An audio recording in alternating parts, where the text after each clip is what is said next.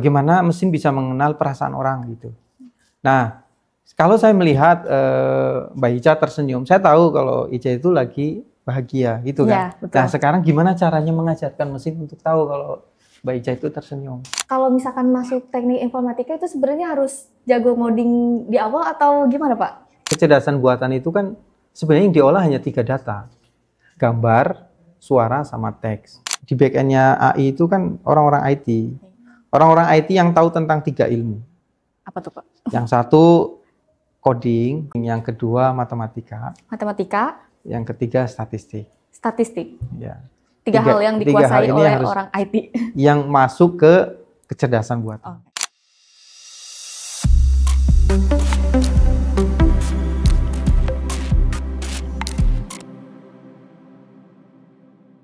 Halo Sobat UPB, selamat datang di Bara Podcast. Jadi seperti biasa, kita akan membahas seputar prodi-prodi yang ada di Universitas Pelita Bangsa. Jadi di episode 2 ini kita bakalan bahas mengenai prodi Teknik Informatika di Universitas Pelita Bangsa. Dan saat ini telah hadir bersama kita tamu yang sangat spesial, yaitu Bapak Muhammad Facan, Eskom Mkom. Selamat datang di podcast Bara Podcast, Pak. Selamat datang, ya. Iya. Jadi Bapak gimana kabarnya? Baik, alhamdulillah, sehat selalu. Oke. Jadi sebelum kita ke topik utama, kita bakalan kenalan dulu nih sama Bapak Muhammad Facan, Eskom Mkom yang sekarang ini menjabat sebagai Ketua Program Studi Teknik Informatika Universitas Pelita Bangsa. Jadi supaya kita lebih kenal ya, kita bacain dulu mengenai biografi pendidikannya.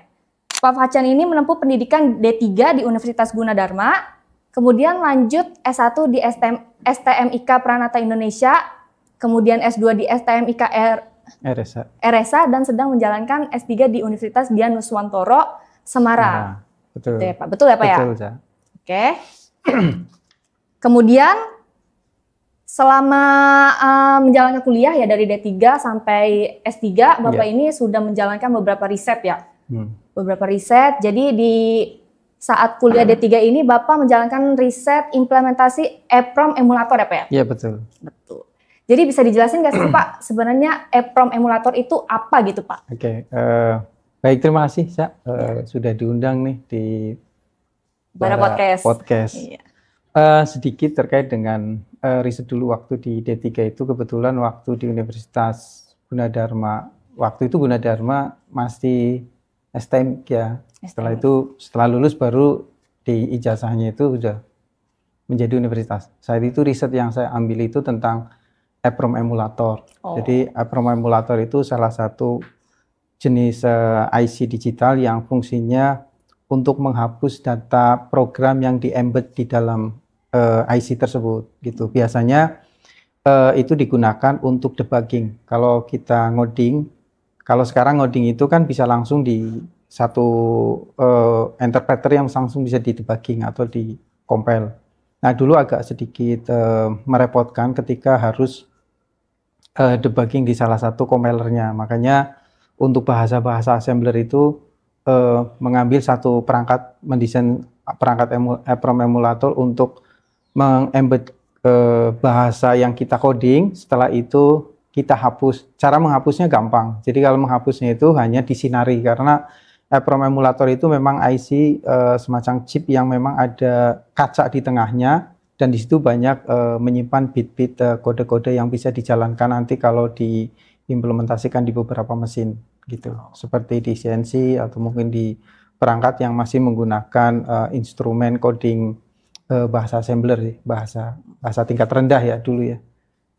Dulu di sebelum era yang sekarang sudah berbasis graphic user interface gitu, itu masih berupa matrik yang bisa didesain atau di-coding di beberapa perangkat-perangkat yang tidak begitu butuh spesifikasi hardware yang tinggi gitu. Kalau sekarang kan spek hardware-nya sudah cukup tinggi ya, bahkan sudah mengarah ke qubit, quantum bit gitu satuannya.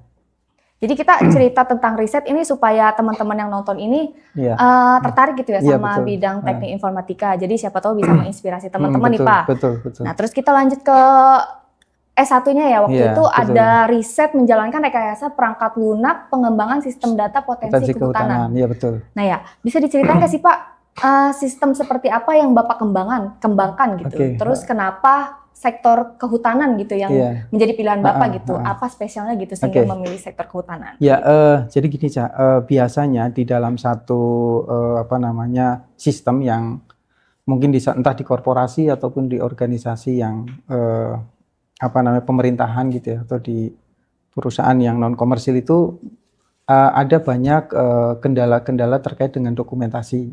Nah, bayangkan kalau umpamanya dalam satu hutan yang area luas umpamanya sekitar 100 hektar. Di dalam hutan sendiri itu kan kalau di perhutani banyak jenis pohon ya. Iya betul. Jadi ada pohon jati pun diklasifikasi macam-macam, jati Sumatera, Jawa gitu dan semacamnya. Belum nanti ada karet, ada kapas dan dalam satu sekian ratus hektar itu ketika ada produsen pengrajin kayu atau mebel gitu. Iya, betul, ya, itu kan biasanya kalau belinya di perhutani ya. Nah, ketika di perhutani kadang saya ingin membeli sesuatu kayu yang spesifikasinya seperti ini. Oh, jadi ada request tertentu biasanya dari pengusaha mebel. Dari sekian banyaknya dari ratusan hektar itu kan bingung sebenarnya di petak yang mana yang harus ditebang, yang sudah masa produksi gitu kan. Nah, dari situ agak kebingungan karena areanya luas. Akan lebih baik dibuatkan satu sistem di mana memonitoring dari mulai persemaian, penanaman, pemeliharaan sampai produksi, penebangan maksudnya seperti itu. Jadi di petak-petak tertentu gitu. Dari mulai persemaian, nah itu dibikin ada berapa jenis kayu yang akan ditanam gitu ya. Terus sudah umur berapa, tingginya berapa, semuanya dicatat dalam satu sistem itu. Hingga ketika nanti ada konsumen mau datang untuk membeli kayu, tidak perlu orang perhutani yang turun ke jalan terus nyari di tengah hutan. Oh, ini yang tingginya sudah sekian, sudah layak panen. Jadi sudah tersistem gitu ya, Pak? Betul, jadi tinggal lihat di sistem aja. Oh, ini yang sudah layak panen, sudah umurnya sekian tahun yang harus ditebang. Nah, di petak sekian. Nah, jadi tim perhutaninya tinggal aja masuk ke satu titik itu petak tertentu yang memang harus langsung diproduksi gitu. Artinya langsung ditebang gitu.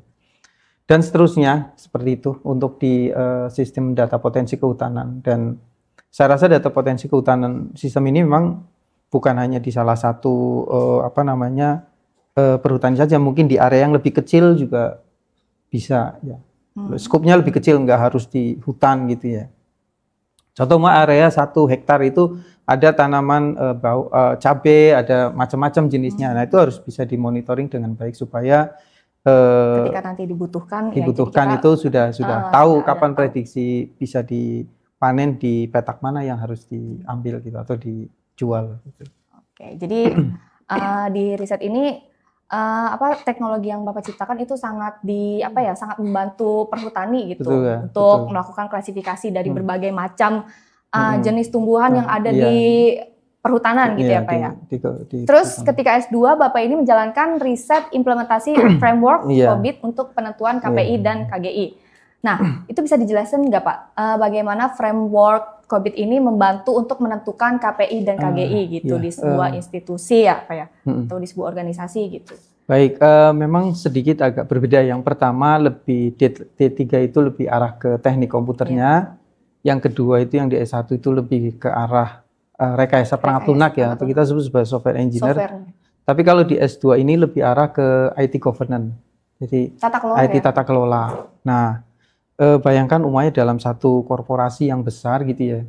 Terus ketika perusahaan itu, korporasi tersebut mau mengimplementasikan IT-nya, maka otomatis harus ada level yang harus diukur gitu. Nah, kita sebut kalau di COBIT itu namanya level maturity. Jadi level kelayakan apakah atau kita sebut sebagai sudah di tingkat mana sih sebenarnya salah satu korporasi ini untuk bisa investasi 1 triliun itu mungkin nggak gitu. Kalau andaikan di perusahaan tersebut sudah mengeluarkan 1 triliun atau 1 miliar untuk infrastruktur jaringan, pengadaan sistem informasi, cloud system dan sebagainya, apa akan memungkinkan bisa terimplementasi smooth nggak gitu. kadang banyak juga perusahaan yang sudah membudgetkan untuk dana IT gitu ya. Tapi ketika sudah keluar dana sekian miliar gitu, begitu masuk pada tataran implementasi itu malah tidak fokus, malah justru harusnya untuk mengefisiensi kerja, meningkatkan produktivitas, justru dengan adanya pengadaan sistem yang baru yang mau diimplementasikan, itu malah akhirnya mundur gitu kinerjanya karena SDM-nya nggak diukur gitu ya. Infrastruktur jaringannya nggak diukur.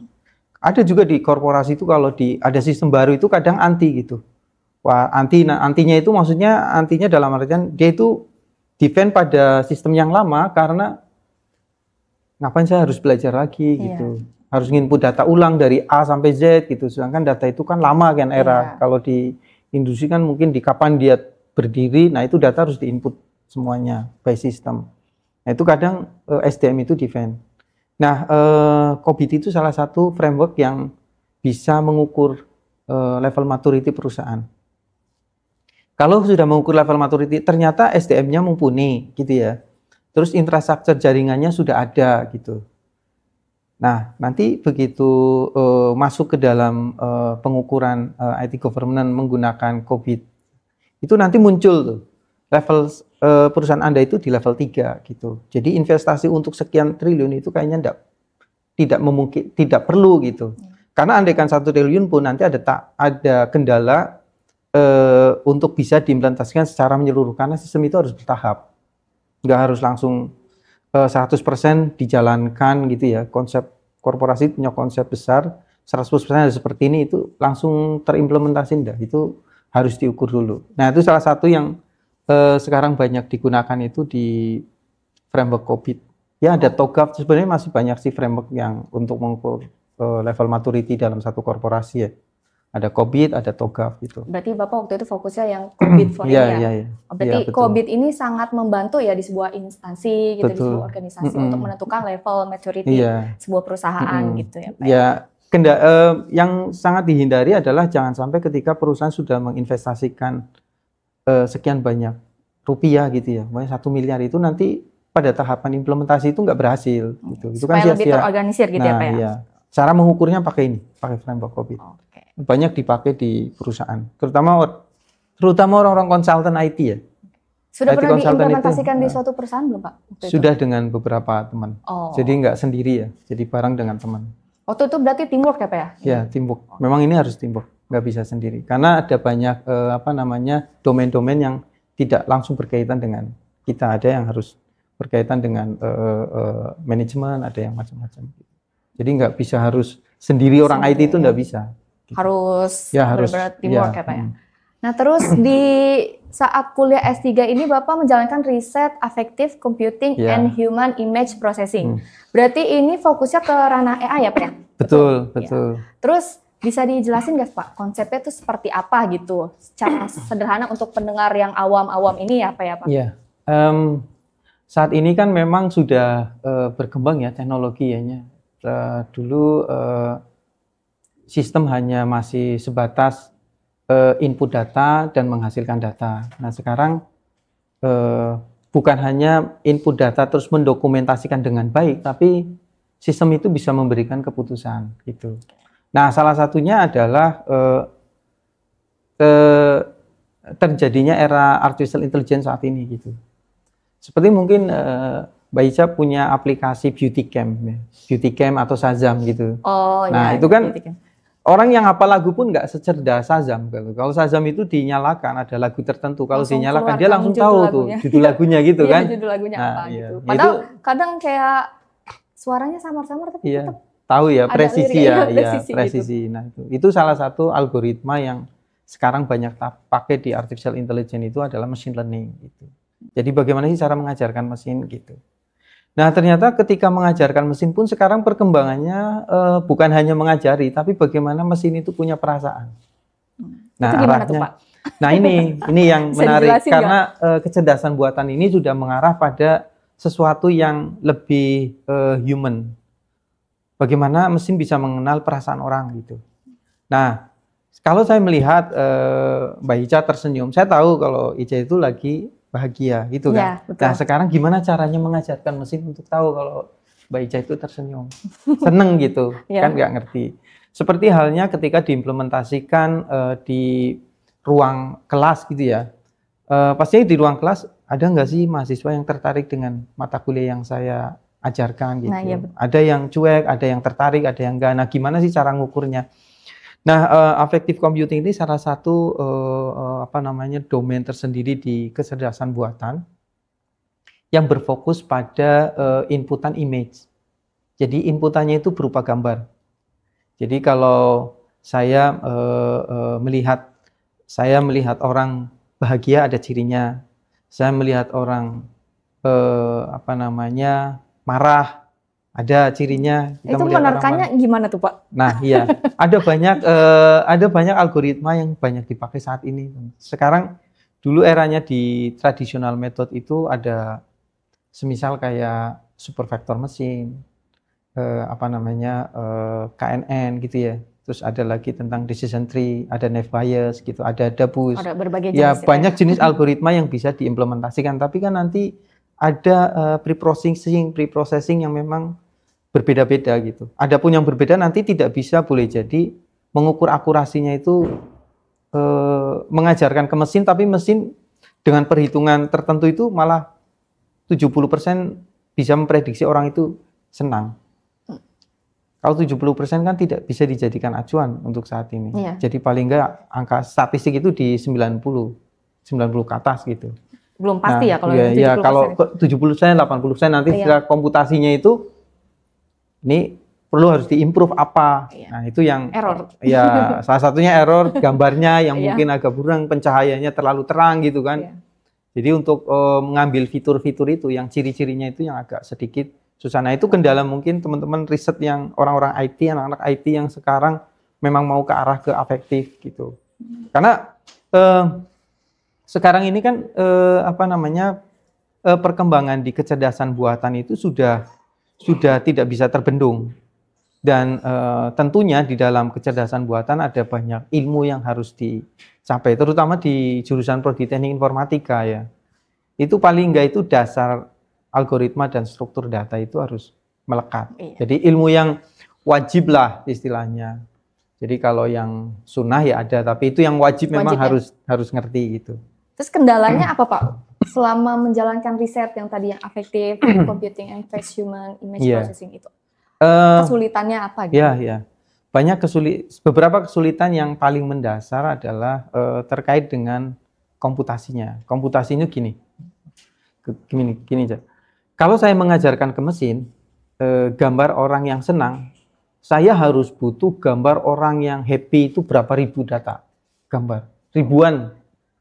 Dari mulai jenis banyak etnis lah, suku dan sebagainya gitu. Dari mulai ras dan sebagainya itu dari Asia, dari Eropa, semuanya. Jadi nggak cuma butuh satu aja gitu ya? Nggak bisa. Karena fitur-fitur itu yang identik itu yang bisa membangun konsep bahwa sesungguhnya untuk bisa merekognisi ini orang senang dan tidak itu cirinya yang seperti diajarkan itu nih? Ya seperti apanya itu dari ciri-ciri wajah itu yang begitu lengkap. Saya kalau mengajarkan satu mesin ya merekognisi ini mouse, ini tumbler gitu. Iya. Kalau mungkin tumblernya saya balik begini, mungkin mesin tidak tahu kalau ini tumbler. Iya. Jadi harus otomatis diajarkan kan gambar yang seperti ini gitu. Begitu juga. Jadi memang ada banyak tahapan yang harus dilalui. Itu tahapan yang saya lakukan itu tahapan pre-processing. Kayak saya punya gambar satu nih tumbler untuk mengenali bahwa mesin mengenali ini namanya tumbler gitu. Untuk bisa mengenali mesin ini tumbler, saya supaya butuh banyak perbandingan yang lain ya? Iya. Artinya ada banyak tumbler. Iya. Terus tumbler itu harus diputer 12 derajat, 15 derajat dan step by step gitu ya, Pak. Nah, itu yang kita sebut sebagai satu data tapi bisa membuat banyak data. Namanya kita sebut sebagai augmentasi data. Jadi augmentasi data itu data satu, terus kita buat sampai ribuan data. Datanya sih satu tumbler, tapi saya bisa bikin ribuan data tumbler. Dari posisi angle dan sebagainya sih. Nah, bayangkan kalau umumnya wajah gitu. Wajahnya orang kan beda-beda kan. Mungkin ada ketika mengcapture gambar itu, mengambil gambar, pencahayaannya redup. Semakin banyak yang diajarkan tentunya kan semakin pinter kan. Iya. Kalau sedikit yang diajarkan gimana coba untuk contoh umumnya orang Afrika sama orang Asia lah. Iya. Ya diajarkan gitu. Mesin ini gambar hanya menggambarkan mesin gambarnya ekspresinya wajah orang Asia gitu. Nah, ketika diajarkan ke Afrika, ya pastinya kan dia harus membaca fitur picture elemen yang berbeda ya Pak ya. Citra warnanya kan juga berbeda gitu. Nah, semuanya harus diajarkan ke mesin. Nah, ketika mengajarkan ke mesin, itu kan mesin itu kan tidak tahu kalau ini tuh gambar, taunya angka-angka. Gimana cara di convert atau diekstraksi menjadi angka. Ketika menjadi angka itu butuh resourcing perangkat yang cukup lumayan besar. Contoh umumnya untuk processing gambar menjadi angka supaya lebih ekstraksinya cepat itu kita menggunakan GPU gitu ya, tidak bisa menggunakan VGA. Dan banyak lagi sih yang riset peluang. Nah, karena sistem itu kan tidak bisa, nggak ada orang mengerjakan sesuatu langsung sempurna, itu kan nggak ada kan. Iya. Ternyata konsumen butuh ini, tambahkan rasa A, rasa B dan seterusnya. Dan itu saat itu ya mungkin banyak perbandingan ya. Iya, mungkin saat itu baru hanya rasa A gitu ya, rasa ayam bawang pokoknya. Iya. Ternyata buat orang yang satunya kurang. Kurang terus. Nah, riset seperti itu di dunia IT itu seperti itu, akan terus berkembang hingga mungkin tidak ada titik jenuh ya di saat riset pengetahuan IT terutama ya, yang perkembangan dunia IT kan nggak bisa kita prediksi gitu secepat itu gitu, hingga akhirnya kita sebagai orang-orang IT itu tidak lantas harus berserah terus ya udah yang kita kerjakan yang kita bisa aja, harusnya kita harus terus mengambil resource di mana-mana yang untuk meningkatkan pengetahuan ya, terutama anak-anak yang mau di dunia IT join gitu, ke dunia IT. Gimana, rumit gak teman-teman? Nah, itu gunanya ahli di bidang IT supaya bisa menjawab semua canggihan di dunia ini gitu ya, di tengah era digital ini gitu. Jadi semoga apa yang Bapak ceritakan dari semua risetnya gitu bisa menginspirasi teman-teman untuk join di dunia teknik informatika yang banyak rumitnya ini ya. Iya, betul. Jadi kita harus harus lebih banyak lagi ya lulusan di dunia teknik informatika gitu. Betul. Terus kita sekarang fokus di perjalanan karir Pak Facan ya Pak ya? Yeah. Terus apa sih Pak yang membuat Bapak itu tertarik gitu untuk join gitu di bidang IT gitu? Yeah. Baik, awalnya terkait dengan perkembangan teknologi. Dulu waktu di tahun 94 itu kan PC itu kan masih tipe 386, 486 gitu. Sekarang kan ada Pentium 1, Pentium 2, Pentium 3 ya. Terus sekarang sudah masuk ke generasi yang ada 8, ada 3 dan sebagainya. Nah, saya rasa di saat itu memang saya ketertarikan terkait dengan dunia elektro awalnya. Oh, awalnya elektro. Nah, setelah itu ketertarikan dengan teknik komputer di Gunadarma saat itu ya. Terus ya udah kita coba. Saat yang pertama adalah tentang ketertarikan saya di dunia teknologi sih. Nah, berkembang waktu ternyata teknologi itu enggak bicara tentang hardware gitu. Oh, ternyata software juga lebih berkembang. Nah, saat itu pun akhirnya terus diimprove untuk bisa menseragamkan pengetahuan saat itu supaya kita enggak tertinggal. Kita orang IT itu kan harus melihat kebutuhan pasar gitu. Kebutuhan pasar saat itu, kebutuhan pasar di industri ataupun di korporasi itu kan belakang ini juga sudah banyak yang membutuhkan orang-orang yang expert di bidang semua sektor semua sektor itu butuh di bidang IT saat ini sudah harus orang IT itu sudah langsung masuk ke kecerdasan buatannya gitu. Iya, betul. Karena kecerdasan buatan itu kan back end-nya itu orang-orang IT sebenarnya. Ya, di back end.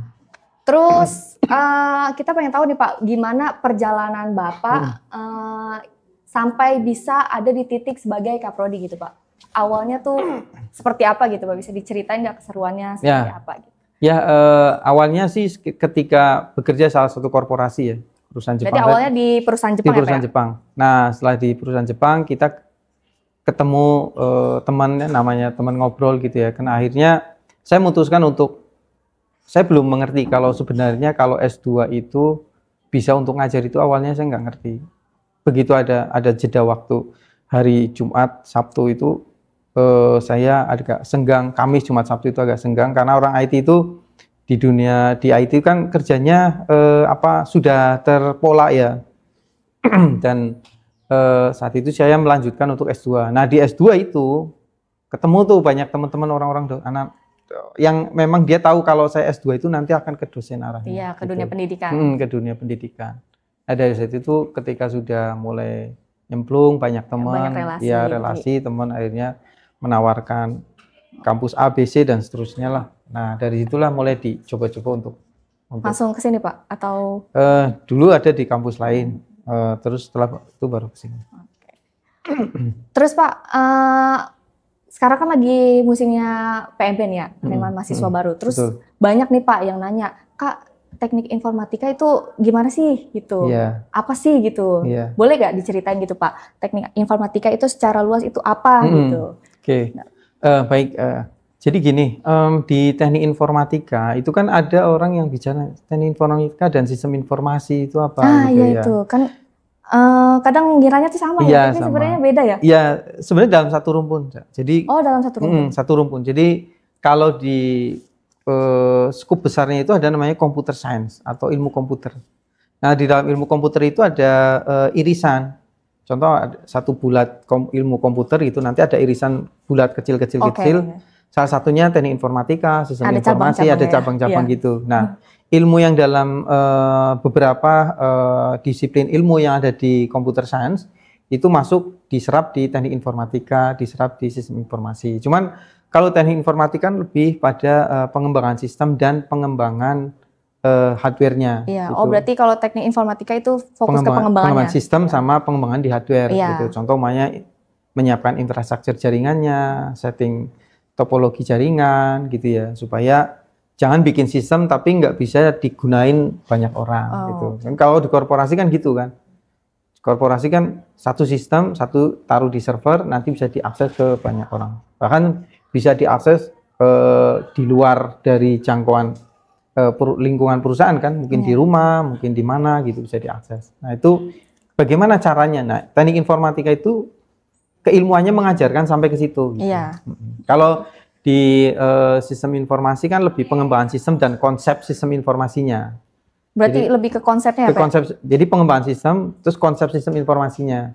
Tapi kalau teknik informatika adalah pengembangan sistem dan pengembangan perangkat kerasnya, hardware-nya. Iya, hardware-nya. Makanya biasanya kalau orang IT itu di korporasi yang IT support ya, itu biasanya kalau ada komputer rusak, kena virus dan sebagainya, atau masang VGA, masang RAM, nambahin hard disk. Itu udah pasti ngerti. Nah, itu wajib ngerti itu. Wajib ngerti. Jadi nanti harus ngerti seperti itu. Karena itu emang dibutuhkan. Jadi orang IT itu di samping mengembangkan sistem juga menyiapkan infrastruktur untuk siap dipakai gitu. Ya, jadi tidak berhenti pada pengembangan sistem saja. Tapi secara konsep, secara menyeluruh sistem informasi teknik informatika itu masih satu rumpun di computer science. Gitu. Oke, berarti antara sistem informasi sama teknik informatika sebetulnya masih satu rumpun, cuman berbeda fokusnya saja ya Pak? Iya, lebih pada memperdalam di skup yang mana gitu. Karena kan computer science itu keilmuannya kan luas. Cuman kalau tadi teknik informatika tuh lebih fokus ke pengembangan sistemnya ya Pak ya, sama hardware-nya. Hardware ya. Makanya terutama di Pelita Bangsa ya, di TI Universitas Pelita Bangsa itu, Prodi Teknik Universitas Pelita Bangsa itu kan ada mata kuliah yang memang mensupport itu gitu. Memang harus, karena tahu IT itu seperti apa, teknik informatika itu seperti apa nanti di lapangan sesuai dengan kebutuhan industri, maka kurikulum itu harus disesuaikan gitu. Terus dikembangin gitu. Berarti boleh tahu nggak Pak, dari semester awal itu secara garis besar kira-kira bakalan belajar apa aja sih Pak? Buat mahasiswanya gitu. Karena sekarang ini kan di teknik informatika ada 3 kompetensi nanti di semester 7 itu ada pemilihan fokus ya. Di Prodi Teknik Informatika Universitas Pelita Bangsa ini di semester 7 ada penjurusan. Oh, berarti ada penjurusan ya Pak? Iya, istilahnya bukan penjurusan, istilah kompetensi. Kompetensi diarahkan ke network engineering dan cyber security. Yang kedua software engineering, yang ketiga adalah kecerdasan buatan, AI. Nah, tiga kompetensi ini yang sekarang yang sudah diramu di teknik informatika untuk mencetak beberapa SDM yang siap kerja di tiga domain tersebut. Berarti kadang ada beberapa pertanyaan nih Pak. Kalau misalkan masuk teknik informatika itu sebenarnya harus jago ngoding di awal atau gimana Pak? Iya, ya. Kadang ada yang takut nih anak-anak SMA harus jago ngoding nggak sih sebenarnya? Iya. Ya karena kan gini ya, maksudnya gini. Kadang itu kan kalau ngoding itu kan bahasanya tidak jelas kan. Maksudnya ketika saya masuk lihat ini coding maksudnya apa gitu. Ya nggak tahu, iya. Itu kan bahasanya bahasa yang bukan orang kita baca gitu. Banyak kode tertentu yang ini maksudnya apa kita nggak ngerti. Kecuali kita harus tahu beberapa ilmu. Salah satu huruf juga ada artinya ya. Iya, jangan sampai salah command ya, salah perintah yang dimana bisa menjadikan sintak error nantinya. Jadi ada sintak-sintak yang salah, contoh umumnya harusnya titik koma titik 2. Nah itu harusnya pakai semikolon, titik 2 itu nanti nggak bisa dijalankan karena bahasa interpreter. Iya, bahasa interpreter itu sensitif untuk di komputer, terutama teknik informatika. Makanya untuk teman-teman adik-adik yang berminat di prodi teknik informatika di Pelita Bangsa itu jangan khawatir terkait dengan coding, karena nantinya di sekolah, di kampus pun ya, di universitas itu diajarkan gitu. Semua berawal dari ketidaktahuan. Berarti di awal tuh ada mata kuliah dasarnya. Iya, dulu ya, ada kuliah. Makanya di mata kuliah algoritma dan struktur data itu ditaruh di semester awal, karena itu sebagai dasar nanti mata kuliah pemrograman web, pemrograman desktop dan seterusnya gitulah. Nah dari situlah mulai kita mengerti, oh ternyata coding itu tidak serumit yang kita bayangkan sebelum waktu terjun di prodi TI itu. Kalau udah masuk ke prodi TI tahu. Ya, jadi buat adik-adik yang masih ragu nih ya, yang tadinya takut gitu harus kayak bisa belajar ngoding dulu, ternyata semuanya itu belajar dasarnya dari awal ya Pak ya. Awal. Jadi nanti bakalan ngerti sendiri gitu. Betul. Nah, terus kira-kira ya untuk perkuliahan teknik informatika itu apa sih Pak tantangannya untuk mahasiswa gitu? Tantangan dan keseruannya. Ya, sebenarnya jadi gini, sebenarnya kalau bicara tentang tantangan itu hampir semua prodi keilmuan ya punya tantangan sendiri-sendiri ya. Entah di prodi hukum, di bisnis digital, di manajemen, di teknik lingkungan, teknik sipil, arsitektur, dan semua prodi lah yang ada di Universitas Pelita Bangsa gitu. Pasti punya tantangan. Tantangannya kan pasti sendiri berbeda-beda. Sebenarnya kan tergantung dari kitanya mau apa enggak gitu. Kalau kita mau ya saya rasa nggak ada yang kita jadikan sebagai kesimpulan itu sebuah tantangan. Jadi malah itu sebuah selagi peluang. Kita mau belajar ya Pak. Betul. Seperti apa? Megah gitu ya. Megah. Gigih dalam berkarya gitu. Jadi harus moral gigih, tinggi, entrepreneur gigih dalam berkarya. Nah, itu harus gigih kan. Gigih itu bukan hanya setelah lulus harus gigih dan tapi di awal mulai masuk memang sudah punya konsep kita itu harus gigih. Apapun yang kita kerjakan, yang diperintah sama dosen, tugas dan sebagainya, dosen A nyuruh menyelesaikan proyek ini, dosen B menyelesaikan proyek ini, ya kita nggak perlu harus ngeluh karena memang itu pekerjaannya. Namanya mahasiswa ya harus bekerja, harus justru harus dijadikan belajar. Keseruannya tadi ya Pak ya. Kalau itu dijadikan sebagai hal yang beban gitu ya kayaknya, ya semua orang punya beban. Tapi kalau itu dijadikan peluang untuk bisa menjadi lebih pada diri kita, contoh meningkatkan pengetahuan dan sebagainya, saya rasa itu hal yang sangat mudah ya untuk dilalui oleh teman-teman anak-anak yang nanti mau masuk di dunia kampus. Terus mau tahu nih Pak, selama menjabat sebagai Kaprodi gitu, Bapak kan pasti tahu ya kegiatan mahasiswa seperti apa. Nah itu kegiatannya seperti apa sih Pak mahasiswanya gitu? Kayak ada ikut lomba kah atau apa suatu project gitu, menjalankan suatu project gitu Pak. Baik. Beberapa kegiatan, terutama yang di Universitas Pelita Bangsa ini di Prodi Teknik Informatika itu, semua prodi kan punya HIMA ya, himpunan mahasiswa ya. Nah, salah satunya adalah himpunan mahasiswa Teknik Informatika, kita khusus Himatif gitu. Itu punya agenda tersendiri untuk meningkatkan Menjalankan pengetahuan program kerjanya. ya program kerjanya, dan mereka punya goal sendiri masing-masing. Ada beberapa mahasiswa Pelita Bangsa Prodi Teknik Informatika yang ikut lomba yang mungkin bisa diakses di webnya Teknik Informatika, itu yang menang mendesain web di Jawa Barat ya. Oh, Mungkin belum lama bisa ini apa ya? Iya, itu salah satu, dan ada banyak tulisan conference, tulisan terbaik, riset yang sudah terpublikasi yang dihasilkan oleh mahasiswa-mahasiswa TI, Universitas Pelita Bangsa, itu juga ada. Kalau mau melihat bahwa gimana sih keseruan risetnya mahasiswa TI Pelita Bangsa, bisa lihat di search engine, itu banyak sekali mahasiswa Pelita Bangsa yang sudah risetnya terindeks di Sinta 4. Iya. Beberapa proyeknya ya. Jadi teman-teman bisa searching aja nih, kayak searching di Google tentang mahasiswa teknik informatika gitu. Iya. Nanti bakal muncul nih kayak pernah ikut lomba apa aja ya, proyek betul, apa aja gitu. Nah terus kalau di presentasi nih Pak, kira-kira selama di perkuliahan teknik informatika itu lebih banyak teori atau praktek gitu Pak? Iya. Karena kan di teknik informatika ya sudah ada polanya, sudah ada patternnya. Nah, pola itu kan sekarang kita namanya yang sudah tetapkan oleh Aptikom, Asosiasi Perguruan Tinggi ya, Teknik Informatika dan Komputer, itu salah satunya tentang kurikulum. Nah, kurikulum kita sebut OB. Apa Pak? OBE, Object Based Education. Nah, itu yang diserap oleh Prodi Teknik Informatika untuk bisa mengimplementasikan kurikulumnya di mahasiswa.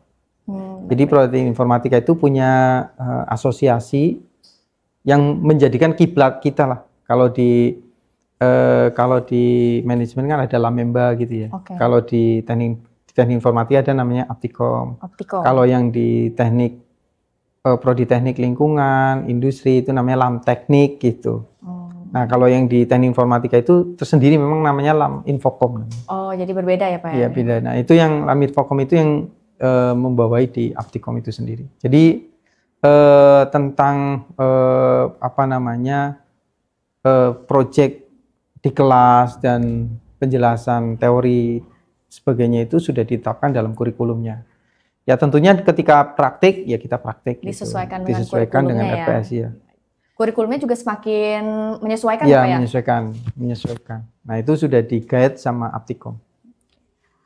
Terus sekarang kita mau fokus ke jenjang karirnya nih Pak. Yeah. Jenjang karir Prodi Teknik Informatika. Kira-kira prospek kerjanya apa aja Pak?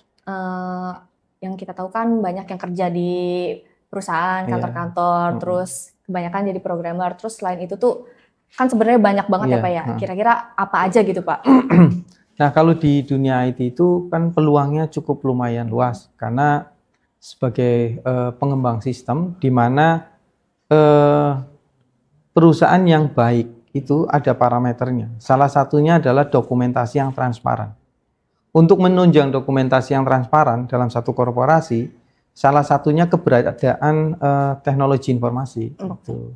Jadi kalau pengembangan sistem ERP umpamanya Enterprise Resourcing Plan, nah itu kan orang-orang IT yang mengembangkan sistem gitu. Dan tentunya kan orang IT juga tuntutannya adalah ketika sudah masuk di dunia industri itu dia harus memahami tentang analisa sistem, desain sistem dan sebagainya. Fokus di sistemnya ya, mengembangkan sistem.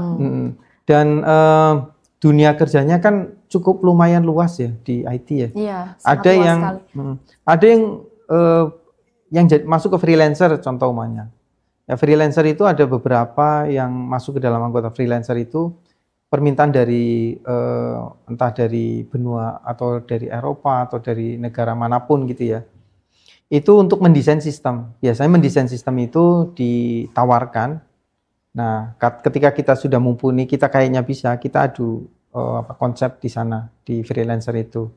Nah, itu yang kita sebut sebagai nanti project-project independen sebenarnya, project-project yang langsung didapatkan dari website tersebut, tidak melalui korporasi besar ya, seperti orang IT kerja dalam satu industri, terus nanti di sana sebagai IT-nya, nah tidak demikian, dia bisa mandiri secara kerja gitu. Itu kalau di dunia IT. Jadi di korporasi dia sendiri, di korporasi bisa, di mandiri juga bisa. Tentunya juga inovasi ya. Jadi inovasi itu kan memang dibutuhkan orang-orang IT ya, untuk bisa mengembangkan sistem yang lebih cerdas lebih ya cerdas lagi. saat ini. Jadi kalau di dunia IT cukup lumayan luas, apalagi sekarang sudah adanya AI di semua lini industri ya. Ya, betul. Di back-endnya AI itu kan orang-orang IT. Orang-orang IT yang tahu tentang 3 ilmu. Apa tuh Pak? Yang satu coding. Coding tadi kan sudah dijelaskan tuh, Mbak Ica udah coding. Coding. Yang kedua matematika. Yang ketiga statistik. Ya. 3 hal yang dikuasai oleh orang IT. Yang masuk ke kecerdasan buatan. Nanti kalau masuk di back-endnya orang-orang kecerdasan buatan, ya, tiga ilmu ini yang ilmu tadi ya. Iya, harus mengerti gitu. Oke. Berarti teman-teman ya, prospek kerja untuk prodi teknik informatika itu sangat luas ya Pak ya. Betul. Jadi semua sektor, semua bidang itu sangat membutuhkan lulusan dari ilmu teknik informatika untuk selalu mengembangkan sistem ya Pak ya. Terus sekarang kan lagi zamannya AI ya Pak ya. Jadi orang-orang IT ini adalah orang-orang di balik layar AI. Jadi orang-orang kalau ada kecerdasan buatan yang muncul ya, artinya di pasar ada kecerdasan buatan baru untuk A, B, C dan itu pasti orang-orang di belakangnya orang-orang IT. Nah, yang tadi yang ilmu tadi itu, ilmu dasar untuk di kecerdasan buatan tadi itu yang 3 tadi. Yang tadi 3 disebutin ya, jangan lupa teman-teman. nanti pengembangannya sendiri, mau inputannya suara, inputannya gambar, inputannya teks, apapun ya Pak. Ya, karena di kecerdasan buatan itu kan sebenarnya yang diolah hanya 3 data, gambar, suara sama teks gitu. Kalau suara itu kan kayak Shazam itu kan suara tuh. Suruh dengerin suara, fiturnya diekstraksi, kesimpulannya A dari mesin. Kalau kayak beauty cam gitu beauty cam, nah itu pakainya gambar. Nah, kalau prediksi suhu, prediksi saham, nah itu pakainya teks. Oke, pakai teks. Iya. Karena itu tuh prediksi curah hujan, prediksi dan sebagainya. Nah itu teks, inputannya teks. Jadi di kecerdasan buatan itu hanya 3 data inputan. Suara, gambar dan sama teks. Betul.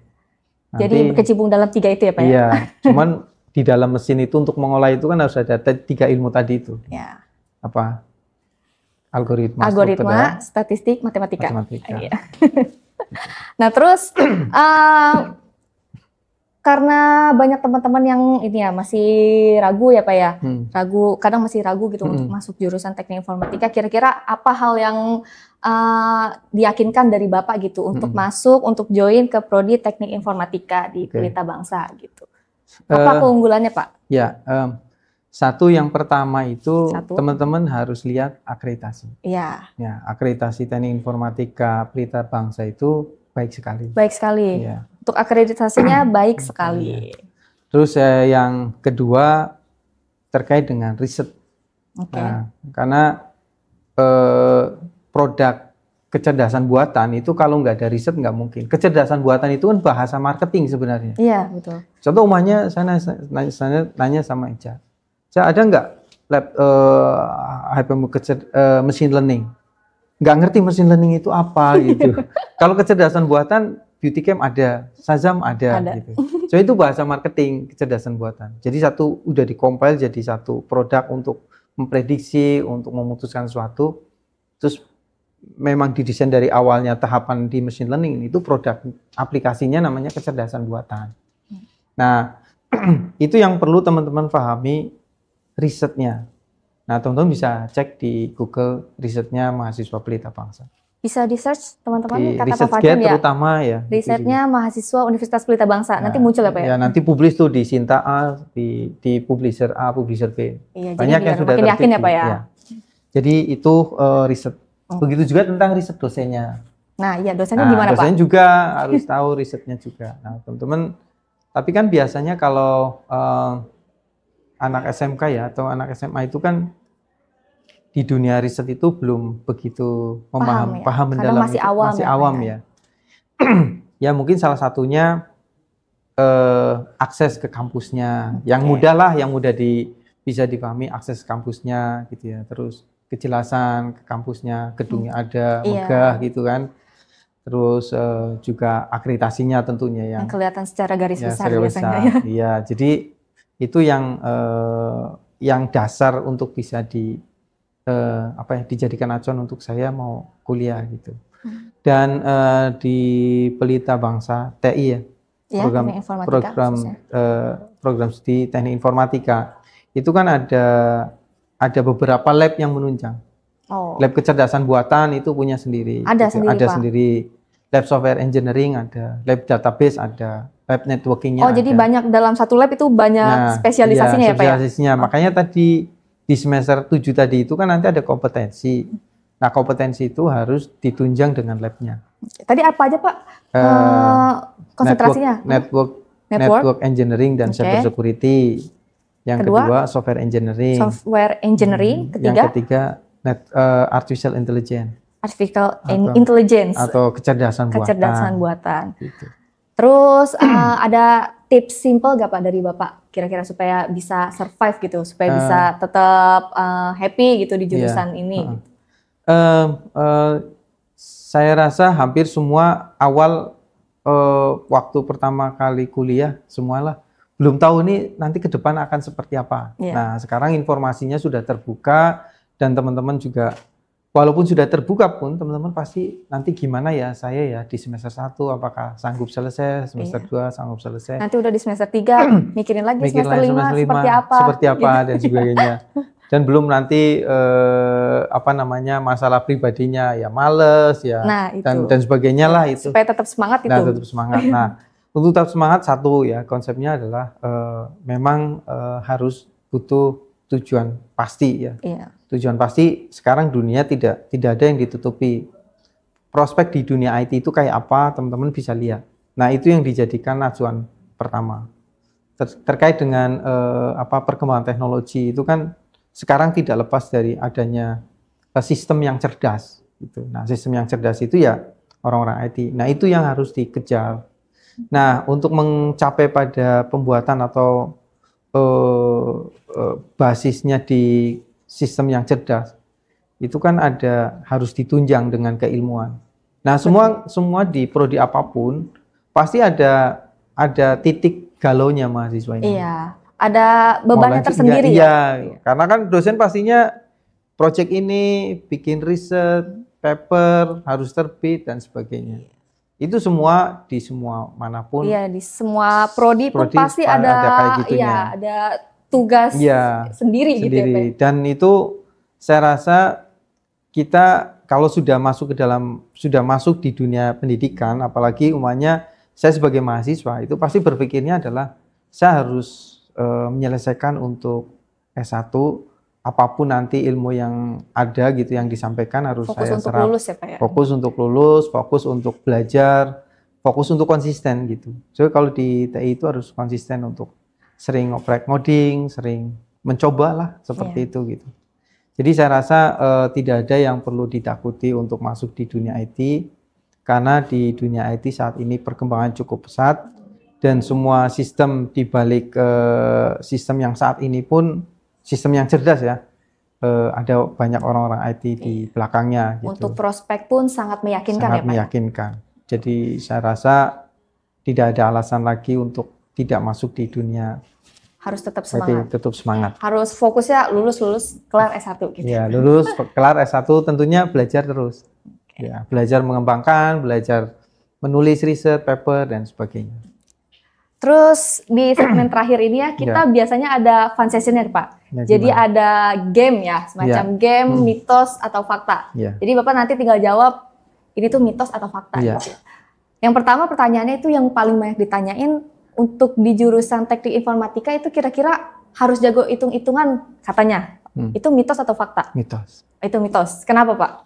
Ya karena saat ini itu perhitungan. Jadi kalau awal perhitungan tetap, cuman kan tidak sedetail di prodi yang memang perhitungannya kuat ya. Seperti di sipil umpamanya. Nah, kalau di informatika itu kan semua di bidang teknik itu namanya STEM itu pasti matematika nggak boleh.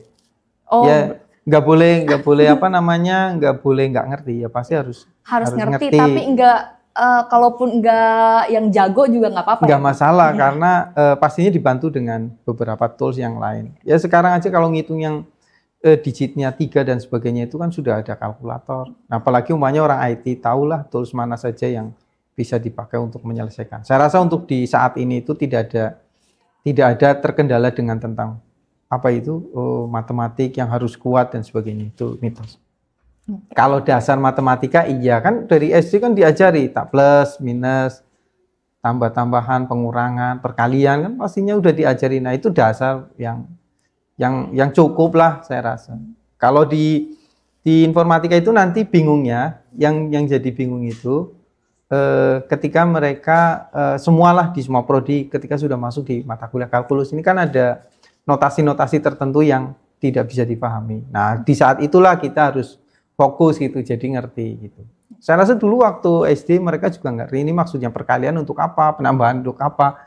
Begitu beranjak kelas 1, kelas 2, oh maksudnya ini. Gitu. Fungsinya udah tahu. Fungsinya udah tahu. Ya, jadi saya rasa enggak ada. Itu mitos kalau yang kuat di matematika. Mitos berarti ya? Mitos. Terus nih Pak, katanya anak TI itu kebanyakan pendiam ya, terus kebanyakan suka kerja sendiri gitu, anti teamwork. Itu kira-kira mitos atau fakta? Gimana Pak? Mitos. Oh itu mitos? Mitosnya kata teman-teman. Ya, namanya orang kalau fokus, ya orang kalau lagi kerja fokus itu ya pastinya menyendiri. Iya. Gitu. Jadi tergantung pekerjaannya seperti iya, sebab tidak bisa orang IT itu justru nggak bisa menyendiri itu nggak bisa.